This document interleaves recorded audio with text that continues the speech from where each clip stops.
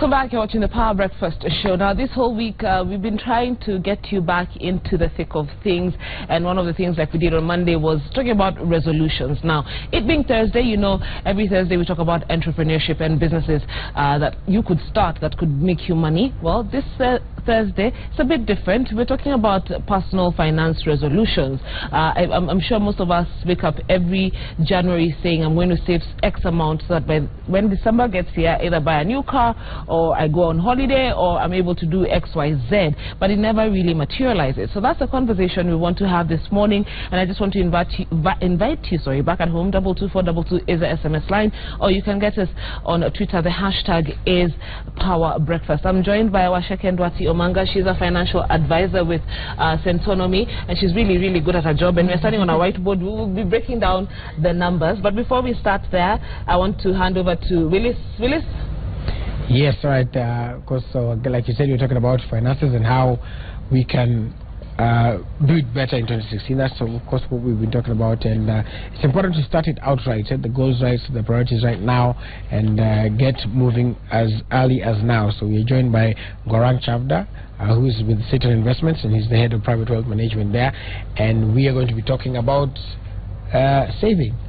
First thing, Kirigo told me something about if you save 170 bob every day, by the end of the month you'll have 5,000 shillings. True. All right. So first, example, she's the one who actually came up with that. She's the one who came up with that? Yes, but go ahead.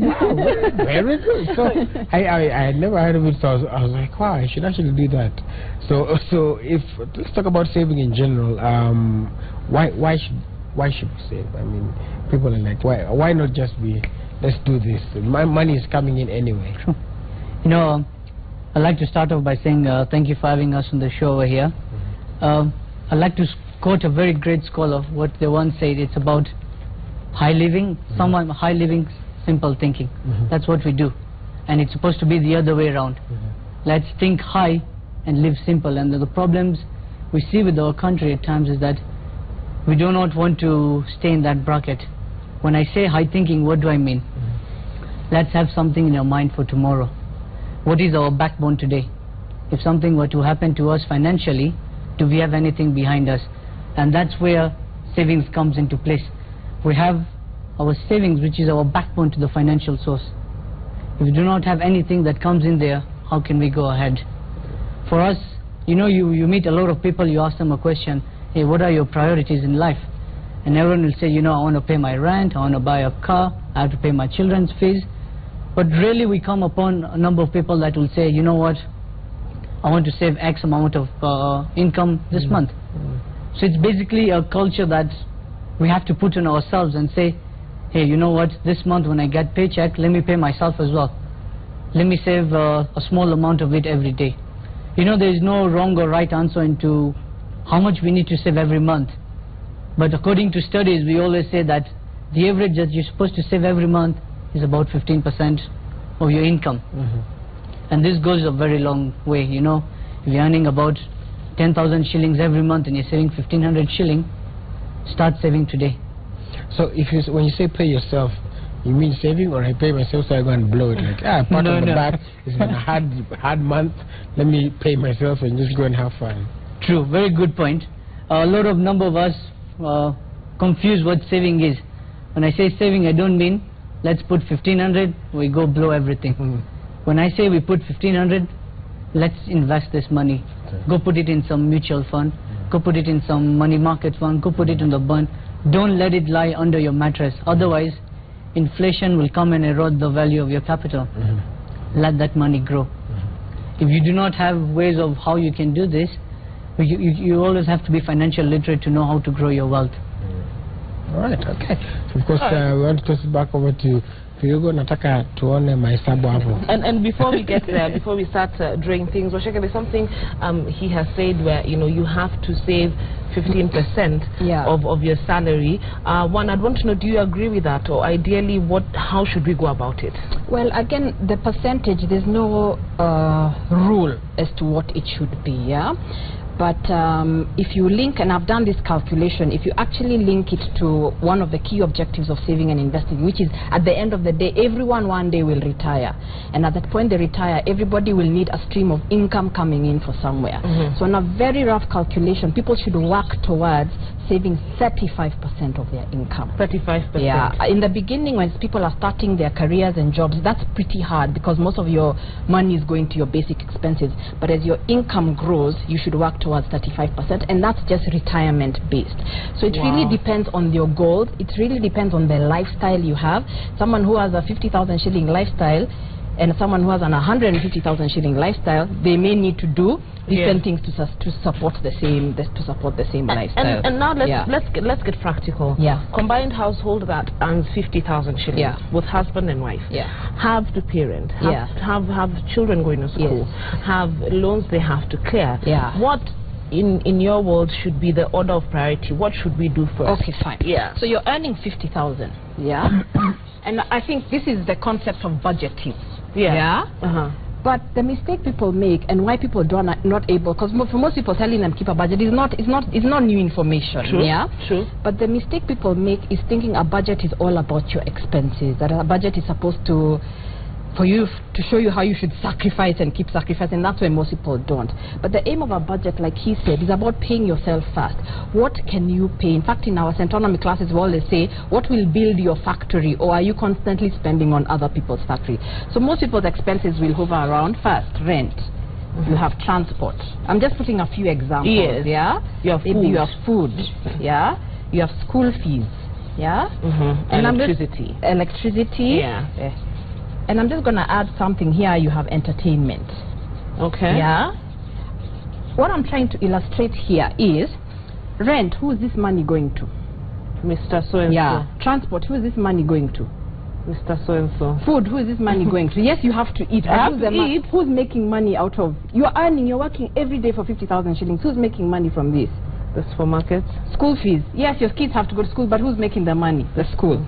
Electricity, who's making the money? Kenya Power. Entertainment, wherever you go eat, whatever, drink, etc., mobile phones, internet, all that. You've got to say, so all this is what we call other people's factories. So a lot of the time people are spending their entire lives building other people's factories. So the first thing your budget has to identify, what is first going to go into my factory? That is what we're referring to as pay yourself first. So you could decide, I am going to start with just starting. It doesn't mean it will be 10,000 shillings forever. 10,000 or 5,000, whatever you can commit to now, just start. Because when we sometimes get lost in the percentages, people go, but I can't do the 35 or I can't do the 15%, so I'm not going to start. I'm asking people today, make a decision. What are you going to start with that goes to your factory, goes to a savings account, goes to some sort of investment? Then the rest, you see, it doesn't matter. Then you're now saying the rest is 40,000 shillings. This is the most important decision before you decide how you're going to break down. Then you can now say, if I have 40,000 shillings, there are some things you know, definitely, your rent, your transport, your electricity, whatever. So you can now say, okay, my rent is going to be this, whatever. These are the necessary expenses: rent, transport, food, school fees, electricity. Since you know what they are, maybe when you do the calculation, you're going to, okay, now my rent may be maybe 15,000 shillings. My transport, I spend 5,000 shillings. Food, I spend another 5,000 shillings. School fees will cost me 5,000 shillings a month. Electricity is costing me 3,000 shillings a month. Then now you will decide, these are your necessary expenses. We call them A expenses. Then first deal with so you've paid yourself first, then deal with your absolutely necessary expenses, and then what is remaining can go into everything else. Things like entertainment, we call everything else. Because they're not, you won't die if you don't go to the bar. True. You don't eat out. You won't die if you don't go to the bar. So you may find this adds up to 35, your necessary expenses adds up to 35,000 shillings. So you now say, for my other expenses. We all entertain ourselves. We all want to do our hair. You want to buy a pair of shoes. Want to buy shoes. Or once then you can say, I can afford 5,000. For now, I can afford 5,000 shillings. Okay. Yeah. And I want to toss you back to Willis, but with a question to the gentleman there, and ask him, okay, here we've said we're going to put aside 10,000 shillings. But where are we putting it, and why are we putting it aside? We know we are saving. Where are we putting it? Are we putting it in a bank?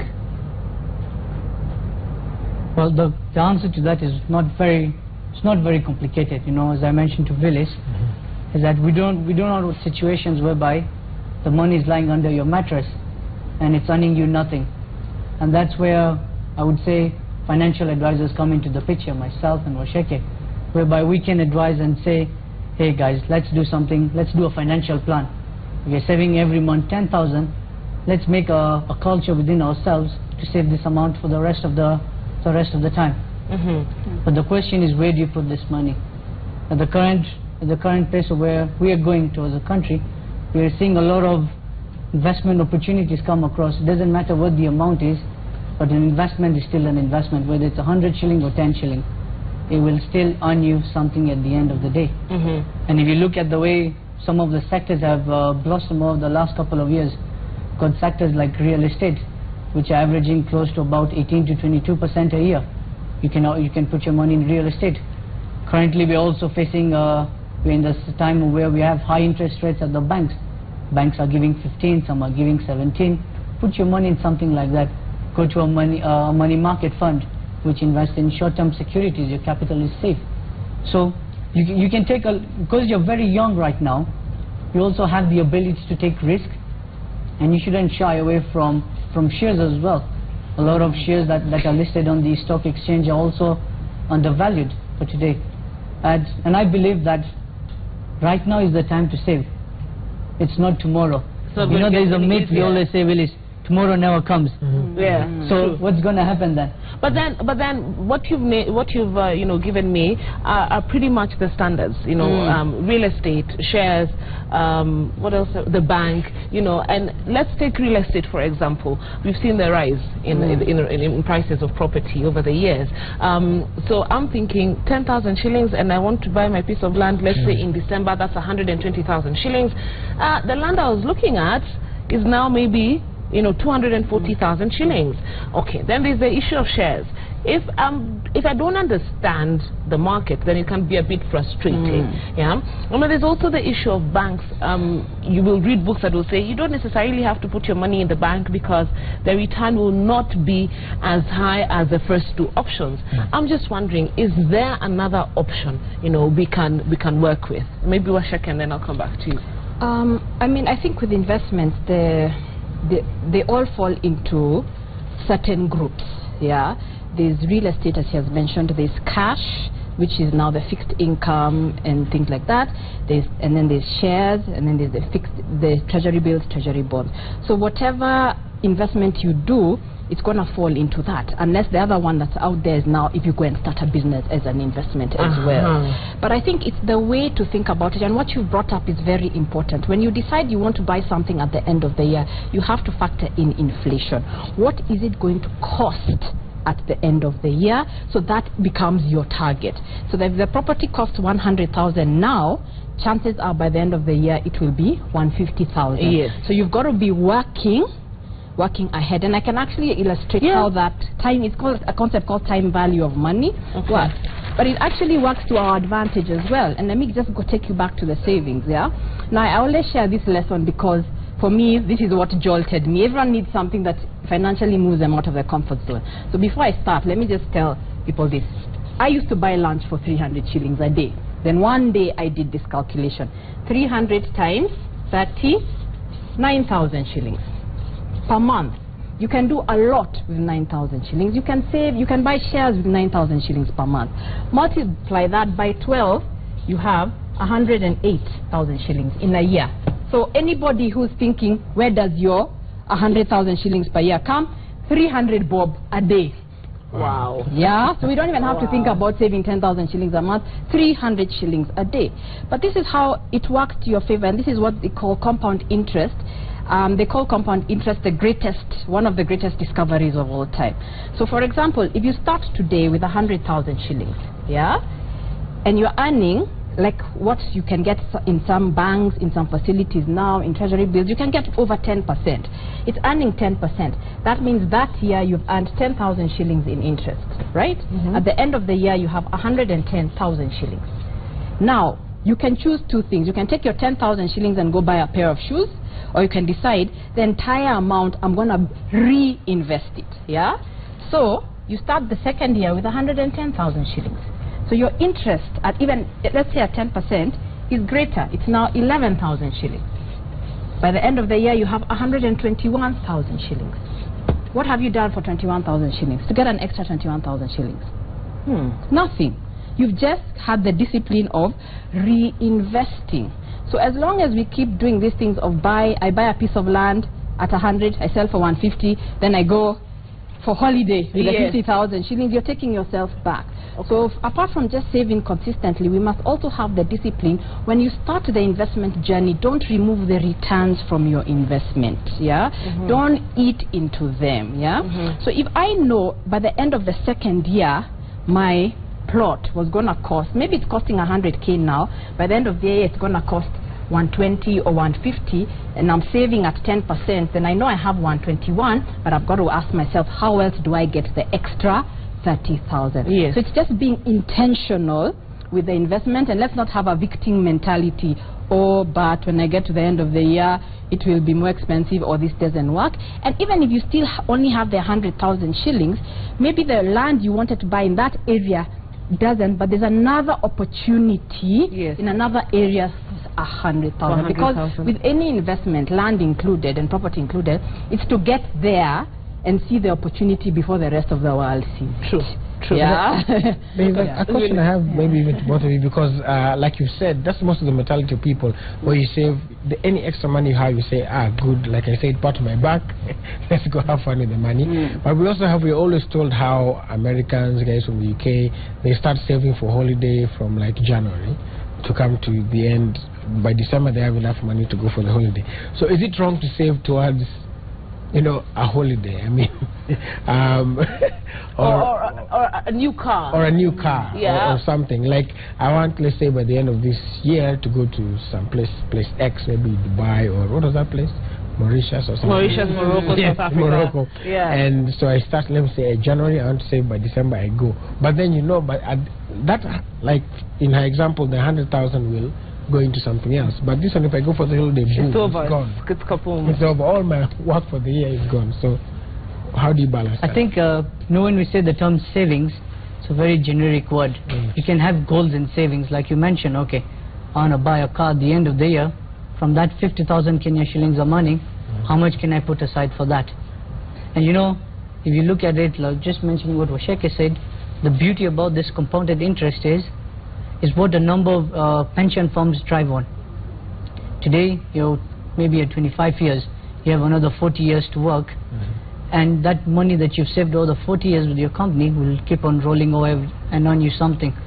And that's the beauty. Retirement plan, either the saving plans, or the towards the end of buying a car, going for a holiday, at the end of the day, you still have a discipline in yourself that yes, I am saving a certain amount of my wealth every month consistently. And that's the discipline that we need to install in ourselves. But the goal is what depends on every individual. Where do you want to be in the next 1 year? Where do you want to be yourself in the next 5 years, 10 years, or 40 years? We have to set goals on ourselves and say that by the age of 50, I want to retire. Let me counteract that and say, okay, fine, I have seen where I want to be in the next 5 years, 10 years, by retirement. I want to be a multimillionaire. Yeah, but at the same time, I'm telling myself I'm young right now, and it only makes sense for me to travel the world at this particular time. So are you telling me to deny myself the travels so that I can become that multimillionaire by retirement, which is another 20, 30 years from now? You know, and I think that's usually the biggest challenge for most of us. I think so. I think so. And if I can go back to my example, actually, me, when I did this calculation, I was like, lunch is holiday. That was for me the aha. Okay. Lunch is equal to holiday.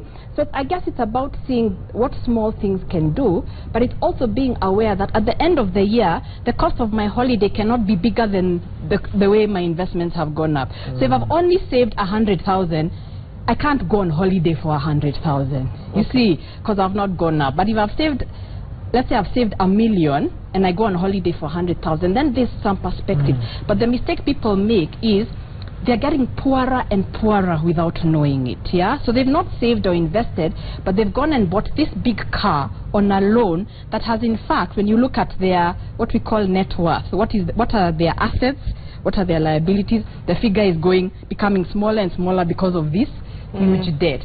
So go on holiday, buy a car. I don't think there's anything wrong with it, but are you becoming poorer because you went on holiday? Did you go on holiday with a debt? So if you decided I want to go on holiday, like what you're saying, start in January. This is the kind of holiday I want to go in December. It will require I put 5,000 shillings, but I'm also putting 25,000 shillings for my investments and savings. So I think at the end of the day, it's about balance and also understanding what do you value. I value travel. I don't really value buying cars and things like that. But you find a lot of people are doing things not because they value them. They're not buying cars because they are value to them. They're buying cars because of other people's opinions. Peer pressure. So I would say that's the caveat. Be careful what you are spending on is also in line with what you truly value, not because you think people are going to pay you more attention. And I'll ask you both, what do you think is the biggest hindrance when it comes to financial freedom for you know, the common Mwananchi? What is the biggest hindrance? What's stopping us from becoming the multimillionaires? And not necessarily by retirement, but by, you know, 2-3 years from now. And I'll start with you. I think the biggest challenge that you would normally see is just financial literacy. You know, you go out there, yes, people have the money, but they don't know what to do with this capital. So you just prefer, let me just see what my peers are doing, and I'll do the same whatever they do. And that's where we make a mistake.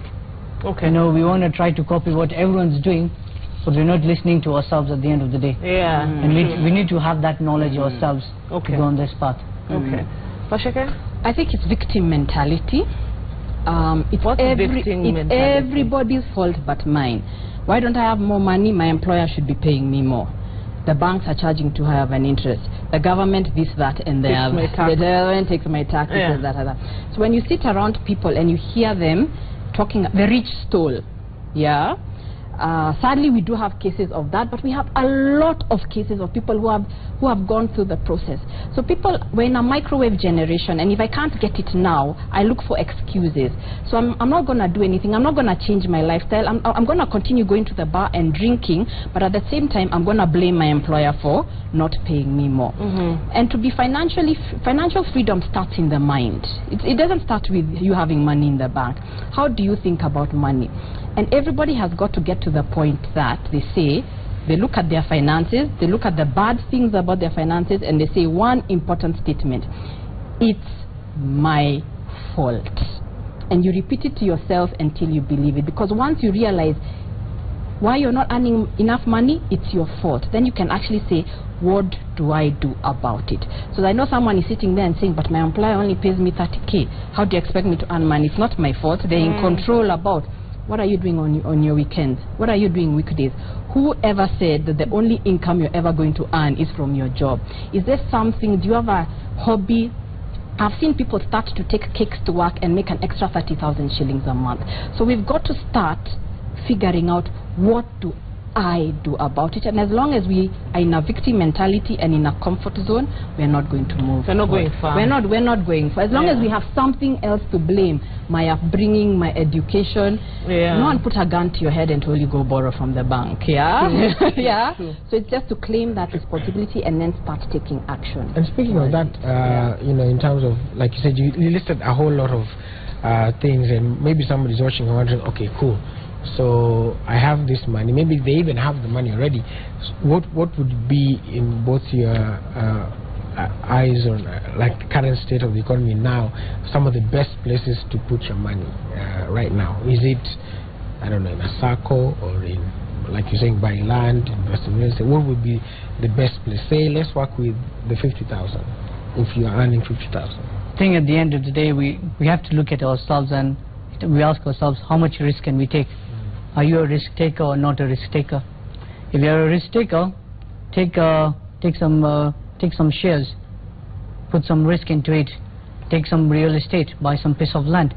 If you're not a person who really wants to take risk, be safe, be home, you know. Put your money in a money market fund, put your money in the deposit. You know that you're getting a fixed return at the end of the tenure of that.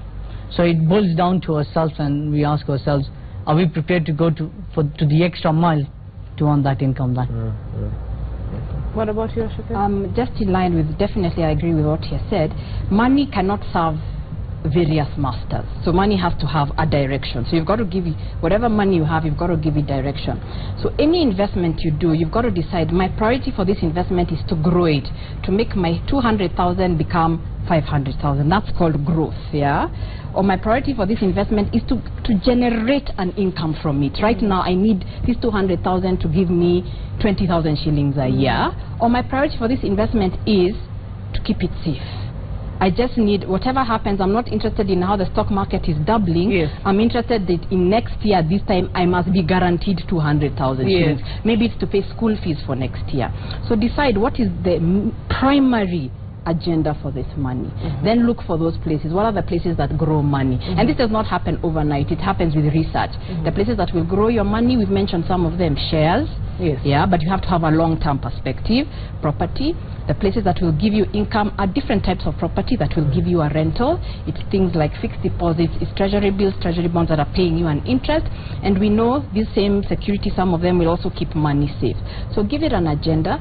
But if you have money now, because you'll hear your friends saying, I bought land in so and so, and then you go and rush and buy, yeah? First, take the time to research. And as you're researching on it, and he alluded to earlier, it doesn't have to be sitting in a bank earning zero. There are plenty of safe places that will give you a very decent interest, even as you take time to learn and research about the kind of investment that you actually want to do. Things like shares and land, they do need you to think about it, to spend time learning about them before you go and actually make a decision. Otherwise, you delegate it to a professional who will make those decisions for you. And money matters looks like it can be a bad relationship. You know how you have a relationship with someone and then it ends abruptly and it's really nasty. I'm just wondering, for those of our viewers, you know, who are watching back at home, and I know there's no particular time frame, but you know, if you're frustrated, you're in debt, your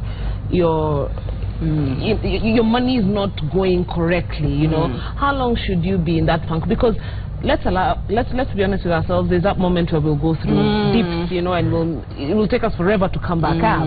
So just how long do you think that a proper time frame for me to heal? You know, me healing, this was a relationship and it didn't work out between the two of us, you know, I want to start over again. How long should my time frame be for healing? But what are you doing as you are healing? Crying. See? No, crying. And are you doing the same things that got you into whatever? We are crying as we buy cups of coffee and for 300 bob daily. You see, So I think the first place is to first understand, and I think I've gone through that, so I know it. Your financial status does not determine your value as a human being. It's just a consequence of some choices and habits that you nurtured, but these choices, you can make a different choice today, even just today. Then that's stage one. Just first understand my value. I may be in debt, and I'm in so much that I don't know, but it doesn't mean you can't turn that situation around. There's nothing about you that's intrinsically wrong because you're in debt. It's just bad choices that you made. A choice can be undone. Secondly, take the time to write down, because most people don't want to do this. And I've gone through it, so I know. And I know it's hard. Very hard. Where are you? So you're saying you're in debt. Come to terms with exactly how much debt we are talking about. Because as long as you don't know you're in town, if you're in town and you want to get to the airport, you have to understand you are in town. So are you in town? Are you in Westlands or are you in Kikuyu? Then you know which route to get to the airport. So you have to really come to terms with where I am. So list down debt. Call the bank. How much is my outstanding loan? Call the SACCO. call your friend that you borrowed. Okay, how much is my outstanding loan? Because as long as we are running away from facing it, then we don't do something about it. But it is hard, and I know it is hard. You'll face it with fear, but do it anyway. Write down where are you now, because it is only by understanding that you can decide, okay, let me just take this one debt and now say, okay, I'm not going to buy coffee anymore until his debt is cleared. As we said, 300 bob a day is 9,000. You put that 9,000 into making extra payments onto your loan. That loan will be it will be out of your head a lot faster. So deal with the facts. Okay. Deal with the information. Yeah. All right, Willis, our time is up. Yes. You know, and I can see you shaking your head. And so much. But I can tell you, and you get, you know, I know Ashake, so you can go to her Twitter handle @Centonomy. And they give out tidbits, you know, and then of course you have an open day. We have an open day where you will be taught all these things on the 12th of February. We're having an open day on the 16th of January. 16th of January. Sorry. Yes. 16th of January at All Saints Cathedral from 10 o'clock. Everybody is welcome. We'll talk about more of these things. And I'm sure I've seen Sinton Investments as well on Twitter. Very heavy on giving us tips and stuff. So I think that's also one place we can go to, you know, before we now come for the classes, because you get tidbits, you know. But I think what has been so profound for me, face your debt. Google map your debt and you locate. Write your debt. Deal with it then. Write it there. But we're really grateful that you came and you've shared your insights on these things. Maybe we could just ask you, and we'll start with you. Final words for this morning. I think for me the final word I'd say is, let's save today and not tomorrow. Saving starts today. Saving starts today. And just like, I mean, as we go into this year, because people set New Year resolutions, and we know people come and every New Year they're setting the same resolution because nothing happened. And for something to happen, something you're doing has to change. Because sometimes we set goals, we even go to all them, we even write them down, but no action changes on our part. So to achieve anything, there's got to be something conscious about the way you are doing things that changes. Definition of manners is doing the same thing, expecting the same result. So even if you say you're going to save more, that's still just a statement. What does it mean? Is there going to be a standing order from your bank account? Have you set it up for you to actually save more? So I'd just like to encourage people, don't overthink it. You may have done the numbers and they are huge. Just do one action, because they tend to build up on each other. So just one. If it's lunch for you, if you can relate to me, do lunch. But just do one action. And if you can catch a 3 instead of driving to work, just do one action. Just one action. There you have it. I don't have anything else to say with this. I'm going to face my debt. Sasa hiyo ni pole sana. Hiyo unakumbuka hiyo lunch tulikuwa tunafaa kwenda. That has ended right there. Okay. For the next month. Well, again, we've come to the end of our broken show. Thank you guys for coming. My name is Yusuf Saburo. As always, reminding you, like they said, now, save now, so that then, after you save, even while you're saving, remember successful people look like you and the great Manchester United. Have a wonderful day. Thank you.